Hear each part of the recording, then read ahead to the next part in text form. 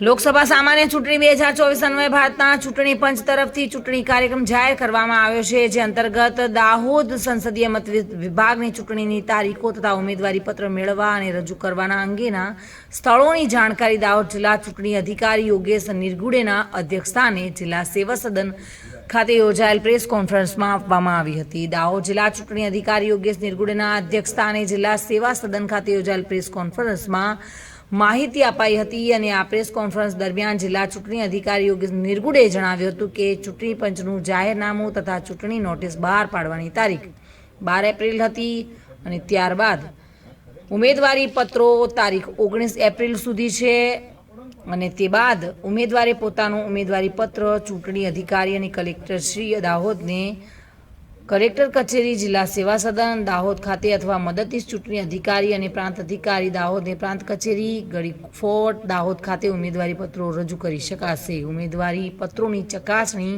તારીખ 20 એપ્રિલ 2024ના રોજ જિલ્લા ચૂંટણી અધિકારી સમક્ષ કરવામાં આવશે। ઉમેદવારી પાછી ખેંચવાની છેલ્લી તારીખ 22 એપ્રિલ 2024 છે અને મતદાન તારીખ 7 મે 2024ના રોજ સવારે 7 થી સાંજે 6 વાગ્યા સુધી રહેશે। આ પ્રેસ કોન્ફરન્સ નિમિત્તે નાયબ મદદનીશ ચૂંટણી અધિકારી હેતલ વસૈયા તેમજ નાયબ માહિતી નિયામક S.J. બલેવિયા પણ ઉપસ્થિત રહ્યા હતા અને સમગ્ર માહિતી પૂરી પાડી હતી। લોકસભાની ચૂંટણી માટે જાહેરનામું નોટિફિકેશન આવી ગયેલું છે। આજથી નોમિનેશનની પ્રક્રિયા જો છે એ શરૂ થઈ ગઈ છે અને 19 તારીખના બપોરના 3 વાગ્યા સુધી ઈચ્છુક ઉમેદવારો જો છે આપનું નોમિનેશન ફાઇલ કરી શકે છે। 20મી તારીખે એની સ્ક્રુટિની કરવામાં આવશે અને 22મી તારીખના 3 વાગ્યા સુધી એનું વિડ્રોવલ થઈ શકે છે। 22 તારીખે 3 વાગ્યા પછી ફાઇનલ ઉમેદવારોની યાદી નક્કી કરવામાં આવશે અને એના પછી ચૂંટણી યોજવામાં આવશે। આપની ચૂંટણી જો છે એ 7 મે 2024ના દિવસે થવાની છે, મંગળવારના દિવસે। તો વહીવટીતંત્ર તરફથી અને ડીઓ કચેરી તરફથી અને આરોગ્ય કચેરી તરફથી બધી વ્યવસ્થાઓ ગોઠવી દેવામાં આવેલી છે। પોલિંગ સ્ટાફ જો છે એમની નિમણૂકો થઈ ગયેલી છે, એમનું પ્રથમ ટ્રેનિંગ પણ થઈ ગયું છે।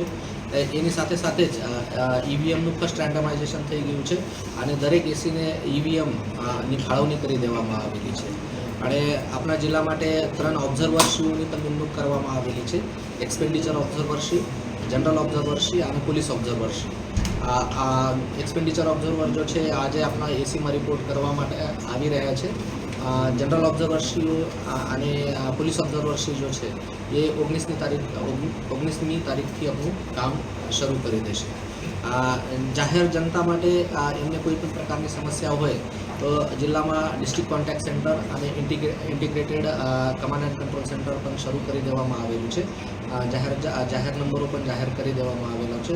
તો ચૂંટણીલક્ષી કોઈ પણ ફરિયાદ હશે કે કોઈ પણ પ્રકારની જાણકારી આપવાની હોય કે મેળવવાની હોય તો આ નંબરો ઉપર કોન્ટેક્ટ કરી શકાશે। કાપડિયા સાથે bureau report, today Gujarati news.